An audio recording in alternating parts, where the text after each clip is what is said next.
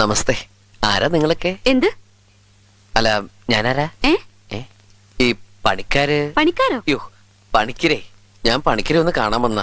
അയ്യപ്പ പണിക്കരെ, ജോത്സ്യൻ. ഓ, പണിക്കര് മുകളിലേക്ക് പോയി. ഈശ്വര, പോയോ? കഴിഞ്ഞ ആഴ്ച കണ്ടപ്പോഴും ഒരു അസുഖം ഉണ്ടായിരുന്നില്ലല്ലോ, ഇത്ര പെട്ടെന്ന്.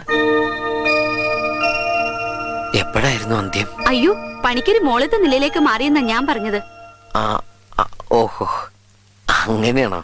സോറി, ഞാൻ വിചാരിച്ചേ പണിക്കര്.